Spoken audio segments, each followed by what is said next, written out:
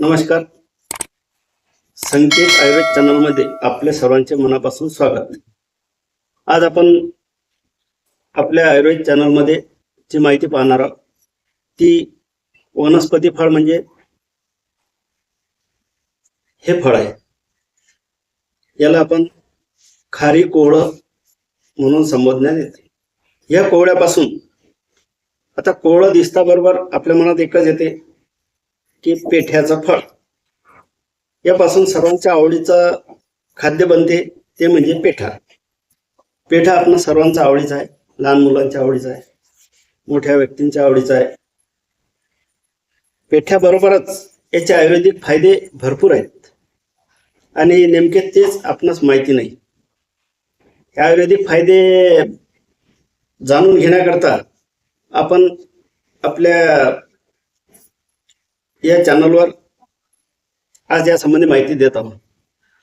पेठ्यापासून आपणास पित्त वाढणे, आपल्या वेगवेगळे आपल्या डोक्यावर ताणतणाव येतात, ते टेन्शन, कुठल्याही प्रकारचं टेन्शन येते, अशा प्रकारे टेन्शन कमी करणे याकरता पेठा अतिशय उपयोगी आहे. पेठा आपलं हे खारी कोहळं अतिशय उपयोगी आहे. खारी कोहळ्यापासून जर आपले पित्त वाढले असेल तर आपण खारी कोहळ्याचा थोडासा रस घ्यायचा आणि त्यामध्ये 1 चम्मच खारी कोहळ्याचा रस घेतला तर 2 चम्मच साधारणतः आपले खडी साखर घ्यायची आणि खडी साखर आणि खारी कोहळ्याचा रस ग्राइंड करून सकाळ संध्याकाळ जर तुम्ही घेतला तर तुमचे पित्त नाहीसे होते.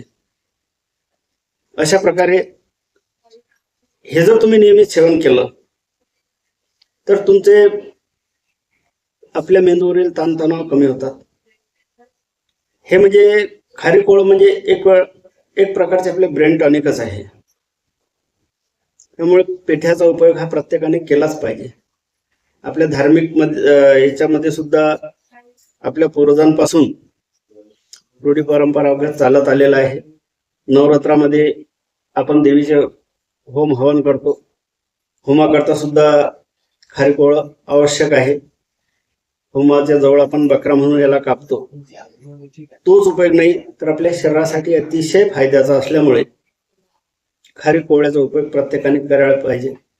ह्याच्यापासून औषधी गुणधर्म याचे आहेतच, तसेच ह्याच्यापासून एक भाजी सुद्धा बनते. आपण मुगापासून बनवलेल्या मुंगवळ्या नेहमी खातो. मुंगवळ्याप्रमाणेच उडदाच्या डाळीमध्ये याचा उपयोग करून उडदाची डाळ भिजवून वाटून त्यामध्ये याचा ज्यूस जर आपण मिक्स केला आणि त्यापासून जर वड्या बनवल्या तर त्या अतिशय टेस्टी वड्या लागतात व 12ही महिने आपणास खाण्यास मिळतो. हा सिजनेबल असल्यामुळे आपणास 12ही महिने मिळत नाही. आपण जर त्या वड्या बनवून घरात ठेवल्या तर आपण 12 महिने त्याचा उपयोग करू शकतो. अशा प्रकारे या खारी कोहळ्याची माहिती, आयुर्वेदात अतिशय उत्तम असणारे फळ आपणास आवडल्यास कृपया माझ्या चॅनलला लाईक करा, सबस्क्राईब करा व शेअर करण्यास विसरू नका.